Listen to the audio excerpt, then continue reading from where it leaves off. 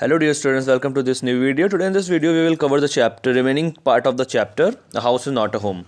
So the next morning, Monday, I went to school. When the fire broke out, I was still wearing the dress I had worn to church that morning, but I had no shoes. So इसमें क्या होता है कि जो writer होते हैं ना, वो बता रहे थे कि ऐसे में उनके घर पे आग लग गई थी और ये लोग अपने ग्रैंड पेरेंट्स के हाउस पे गए हुए थे ना. Yesterday we have studied about that. तो नेक्स्ट मंडे डे था और ये स्कूल इनको जाना था और fire broke out. I was still wearing the dress. और फायर के जब सब कुछ ख़त्म हो चुका था, फायर बंद हो गई थी, फिर भी ये वही ड्रेस पहने हुए थे जो उस दिन इन्होंने ड्रेस पहनी हुई थी और जो पहन के चर्च आए थे that morning. But I had no shoes. लेकिन इनके पास कोई शूज़ नहीं थे. I had kick them off when I was doing my homework. और ये कह रहे हैं कि जब मैं अपना होमवर्क कर रहा था ना, तब मैं अपने शूज़ को उतार दिया था.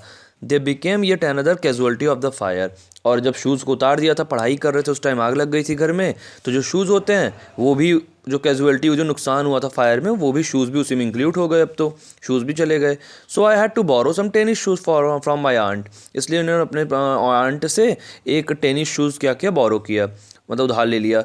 Y couldn't just stay home from school. क्योंकि उन्होंने मन किया कि काम करता हूँ, स्कूल ना जाकर इतना परेशान हूँ, क्या स्कूल जाऊँ, मैं आज घर रुक जाता हूँ. My mother would not here of it. लेकिन फिर सोचे क्या अपनी मम्मी को परेशान करना, मेरी मम्मी सुनेगी भी नहीं इसके बारे में. But I was totally embarrassed by everything. लेकिन सच में ये बता रहे हैं कि मैं जितनी चीज़ें हो रही थी मेरे साथ में लाइफ में, न्यू स्कूल जाना था, घर में आग लग गई थी, सब चीज़ जल गई थी, उनकी कैट भी आई मीन डेड हो गई थी ना उस फायर में फंस के. तो ये कह रहे थे कि इन सारी चीज़ों से मैं बहुत ज़्यादा एम्बेरस्ड हो गया, बहुत ज़्यादा परेशान हो गया हूँ. The clothes I was wearing looked weird. I had no books और होमवर्क. और जो क्लॉथेस मैं पहना था वो इतने अच्छे नहीं लग रहे थे, और ना मेरे पास कोई बुक्स थी, ना मैंने अपना होमवर्क किया हुआ था. And my back pack was gone. और जो इन्होंने बैक पैक किया था वो भी सब, मतलब सब कुछ एकदम जा चुका था. I had my life in that back pack. और मेरी जो लाइफ थी एक तरीके से उस बैक पैक में थी. The more I try to fit in the words I got it got. जितना मैं इस अच्छे से लाइफ को सेटल करना चाहता था, उतनी ज़्यादा चीज़ें ख़राब होती जा रही थी. Was it destine to be an outcast and a geek all my life. Geek मतलब होता है कि जैसे कोई ऐसा वर्ड, जैसे कि मतलब जहाँ पे बहुत सारी परेशानियाँ जिसको फेस करनी पड़े और लाइफ टाइम. तो ये कह रहे थे कि मैं ऐसा इंसान होने वाला हूँ कि जो गीक की तरह बिहेव करने वाला हूँ. That's what it felt like. लेकिन मुझे लग तो ऐसा ही रहा है. I didn't want to grow up. और अगर बड़े होने में, in the beginning of the lesson it has been told ना, बताया गया है कि ग्रोन अप में आपको क्या क्या प्रॉब्लम्स फेस करते हैं, वो सारी चीज़ें यहाँ पे दिखाई गई थी. टीनेजर्स वाली एज के लिए डिस्क्रिप्शन पहले दिया गया था ना. तो ये कह रहे हैं अगर ऐसे बड़े होते हैं इंसान, ऐसे ऐसी चीज़ों को फेस करना पड़ता है बड़े होने पर, तो I didn't want to grow up. मैं बड़ा नहीं होना चाहता हूँ. चेंज और have to handle life if it was going to be this way.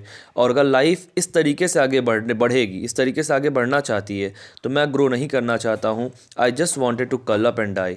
Curl up मतलब सिकुड़ना होता है. तो कह रहे हैं कि मैं अगर इस तरीके से लाइफ आगे बढ़ेगी, तो मैं चाहता हूँ बस सब कुछ ख़त्म हो जाए, मतलब रुक जाए और मैं, मेरी डेथ ही हो जाए तो भी अच्छा है. ये ऐसे कह रहे हैं. तो इनका कहने का मतलब है कि लाइफ में इतनी सारी प्रॉब्लम्स आती है. जब हम चाइल्ड होते हैं तो बिल्कुल प्रॉब्लम समझ में नहीं आती, सब कुछ पेरेंट्स डील कर लेते हैं. But when we are growing up, जब हम बड़े हो रहे हैं, तो इतनी सारी प्रॉब्लम्स हमें फेस करनी पड़ रही हैं. और अगर ऐसे बड़े होते हैं, मतलब इतने सारी प्रॉब्लम फेस करने के बाद, so I don't want to be grow up. मैं बड़ा नहीं होना चाहता हूँ. I walked around school like a zombie. मैं क्या करता हूँ ना कि मैं जॉम्बी की तरह स्कूल में ये वॉक करते थे, उसके चारों तरफ घूम रहे थे. Everything felt surreal and I was not sure what was going to happen. और सब कुछ एकदम रियल सा लग रहा था और कुछ भी श्योर नहीं थे कि क्या होने वाला है. All the security I had known from my old school, my friends, my house and my cat had been all been ripped away.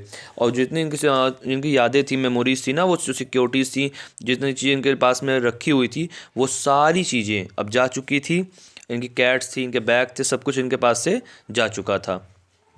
और इनका स्कूल था, इनके फ्रेंड, सब लोग इनकी लाइफ से जा चुके थे. When I walk through what used to be my house after school that day. जब मैं उस स्कूल के उस दिन के बाद, जब अपने मैं उस जो पुराना वाला घर था वहाँ से मैं गुजरा उसके पास से, I was shock to see how much damage there was. मैं बहुत शॉक हो गया देख करके चीज़ें कितनी ज़्यादा डैमेज हो गई हैं, ख़राब हो गई हैं.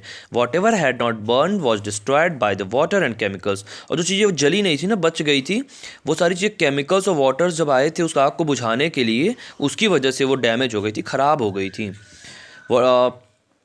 they had used to be put on the fire. The only material things not destroyed were the photo albums. कुछ ये बच गई थी जो कि फोटो एल्बम्स वगैरह थी, ये सब बची हुई थी बस. Documents and some other personal items, कुछ डॉक्यूमेंट रह गए थे और कुछ पर्सनल आइटम बच गए थे.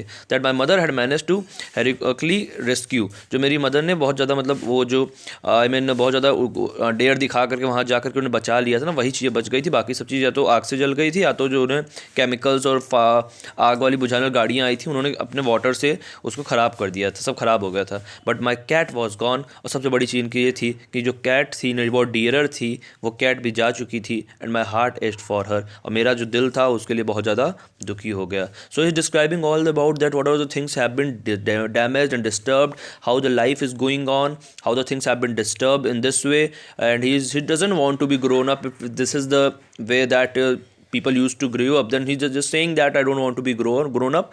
And all the things we have mentioned here, what are the reason behind that, and how many problems he is facing till now. तो कह रहे मेरी कैट भी जा चुकी है, मेरा दिल एकदम से दुखी हो रहा है अपनी कैट के बारे में सोच कर. Then what will happen after this? We will continue the next video. Till then, revise the lesson, write down all the work that has been given to all of you in the given PDF. Then we will meet in the next video. Till then, see you, take care.